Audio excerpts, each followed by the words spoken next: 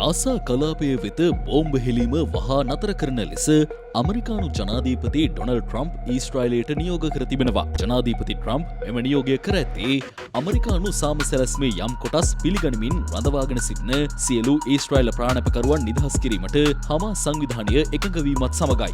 අමරිකානු සාම සැලැස්ම පිළිගනිමින් එකඟතාවයන්ට එළඹීමට හමාස් සංවිධානය වෙත ලබන ඉරිදා එනම් හෙට ග්‍රීනිච් වේලාවෙන් පැය 22 දක්වා එනම් වොෂින්ටන් වේලාවෙන් සවස 6 දක්වා අවසන් අවස්ථාව ලබා දෙන බවයි ජනාධීපති ඩොනල්ඩ් ට්‍රම්ප් පවසා ඇත්තේ. ජනාධිපති ට්‍රම්ප් මෙම නිවේදනය කළේ සිය ට්‍රූත් ගිණුමේ සටහනක් තබමින්. හමාස් සංවිධානය තවදුරටත් මෙම සාම සැලැස්ම නොසලකා හරින්නේ නම් හමාස් සංවිධානයට එරෙහිව ගත හැකි සියලු පියවරන් පැකිලීමෙන් තොරව ගනු ලබන බවද සිය ට්‍රූත් ගිණුමේ නිවේදනය මගින් ජනාධිපති ඩොනල්ඩ් ට්‍රම්ප් අවධාරණය කර තිබෙනවා.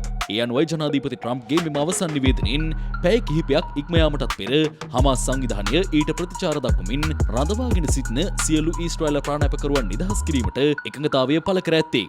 අමරිකානු සාම සැලැස්මට අනුව වහාම සටන් නවත්වා හමාස් සංවිධානය විසින් රඳවාගෙන සිටින ඊශ්‍රායල ප්‍රාණපකරුවන් 20 දෙනෙකු නිදහස් කිරීමට සහ මියගිය බවට සැලකෙන ප්‍රාණපකරුවන්ගේ දේහයන් පැය 72ක් ඇතුළත බහර දීමට යෝජනා කර තිබෙනවා.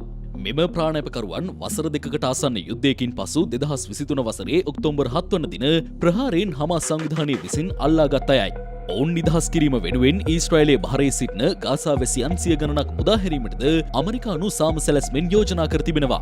කෙසේ වෙතත් සාම සැලැස්මේ ඇතැම් කරුණු සම්බන්ධයෙන් තවදුරටත් සාකච්ඡා කළ යුතු බවයි හමාස් සංවිධානය පවසන්නේ.